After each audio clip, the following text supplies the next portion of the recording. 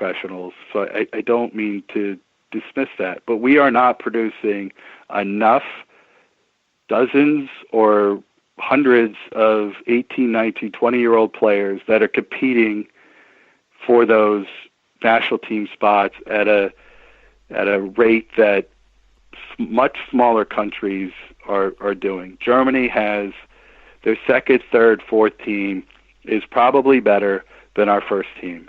And until we can get to a point where we've got 4 world-class players at each position fighting for that spot, we're always going to struggle with the best of the best. But do you think it's a coaching issue as well? Yeah, I think there's some of that. My daughter's 5 years old. She played soccer for the first time. I mean, it's not a fair comparison, but there's a lot of rolling the ball out and just kicking it. I do think the move towards licensing is good, but it should be more open. It should be easier for people to get into these classes, and it shouldn't be restricted from who's applying. We should be doing more to get coaches educated. But there are a lot of very good coaches in this country. But there's also a lot of conflicts of interest. Director of coaching at a big club can make $125,000, $150,000 on the youth level. That could be 2 or 3 times what a head coach or a technical director makes in second division soccer in this country. Wow. That's real numbers. It's not me exaggerating. I don't have an agenda. I'm not a coach. I don't get paid on that scale. But there are coaches in second division soccer making $60,000 a year. When you're faced with the opportunity of being a DOC at a pay-to-play club where you can make 2 or even 3 times that. Those are real numbers, and that is upside down. And we have to find, it's not only identifying that these things are wrong, but what are the solutions?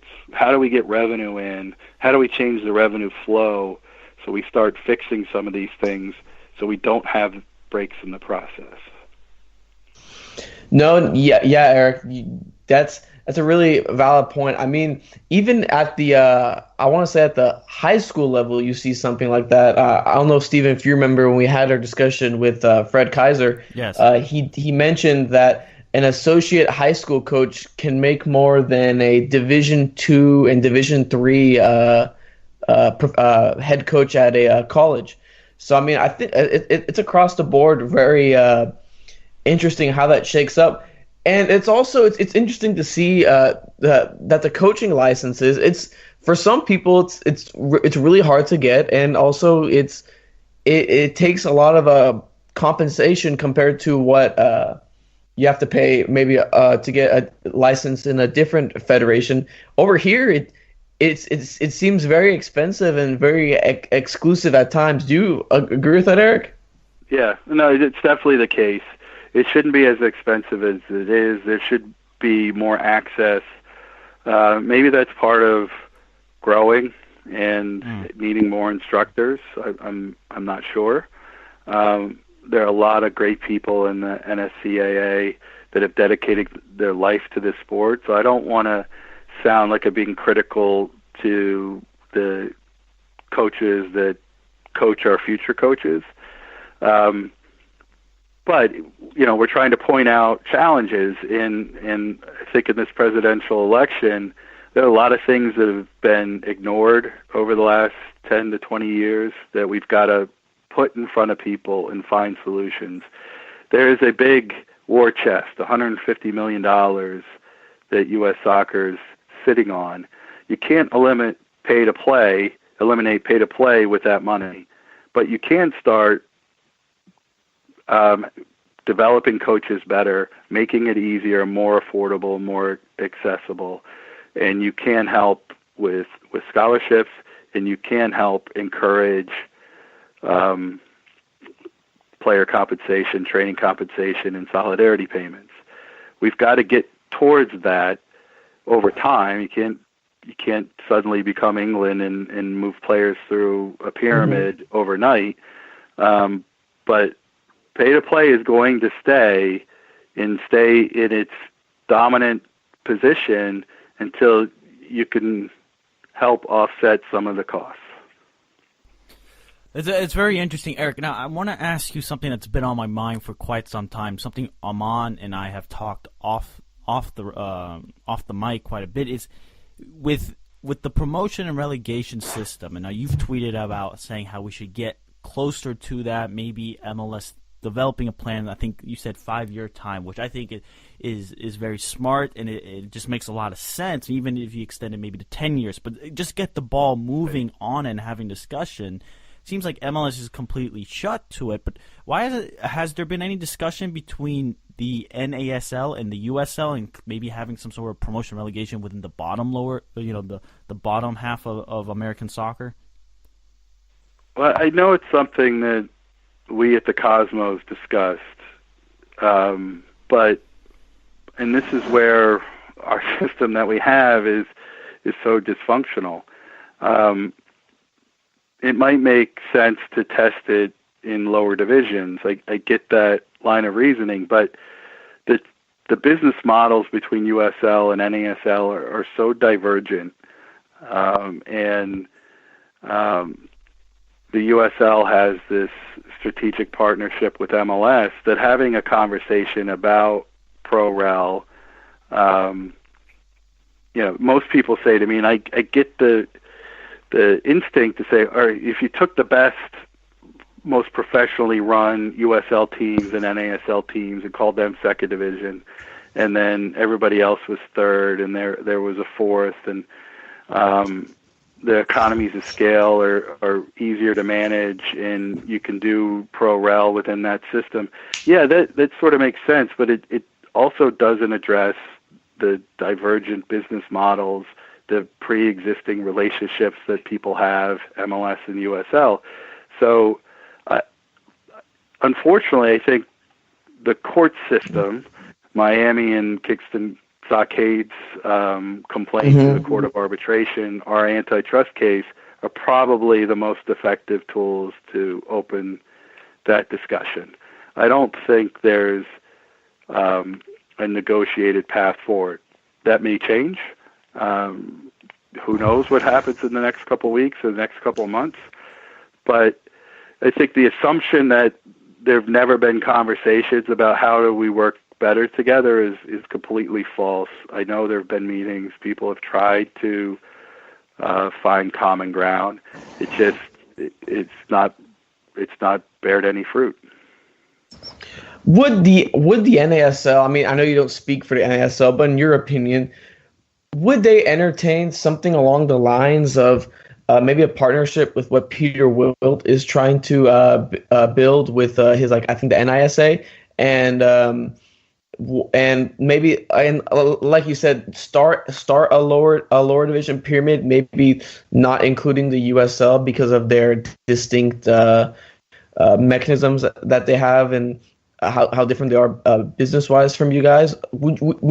Would there be some sort of interest of sorts, just starting that lower league pyramid and having that compete against the MLS? Well, I'm not sure about NISA and the NASL and any of if there's any conversations. I don't know, but I do know that the focus for the Cosmos and the NASL is on the antitrust case at the moment.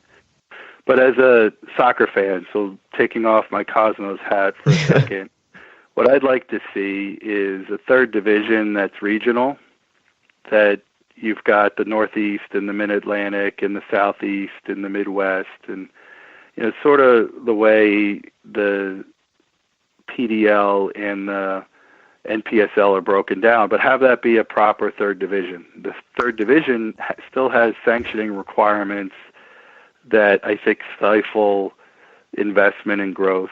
So I was looking at when all the news broke about Columbus. I was looking at a map, and there's so many cities within 2-hour driving distance where you could have a 12 to 16 team league in the third division that could have really compelling matches.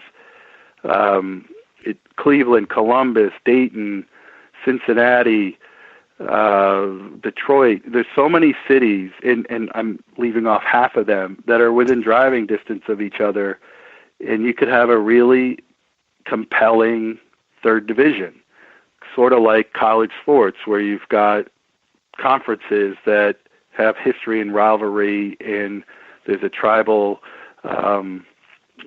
derby associated with cities, sort of like Portland and in Seattle. You could do that on a smaller scale all over the country and have it be part of a proper pyramid, where then you move up to a second division that's on more of a national scale. So our lawyers have gotten a lot of public stick from people talking about time zones. And what I think people misunderstand is that's kind of a tool, a barrier to entry. When you're paying players $10,000-$15,000 a month, which a lot of lower division teams are paying, but it costs you $25,000 to play a road game, that doesn't make sense. It doesn't make it's taking money out of players' pockets. It's wasting resources. It's not focusing on the competition. So we should be eliminating these barriers to entry and finding a way to work together and have more compelling competitions that promote growth in the sport. Right now, it's putting so many teams in a situation where they have to make tough decisions. Rochester they won the USL, what was it, 3 years ago? Now they're not playing anymore. And part of that is it costs them a lot of money to play second division soccer. So, we should be thinking about these sanctioning, these parameters and why they're there, and what truly defines second division. I don't think it's 3 time zones. I think it's the budget you have that you invest in players.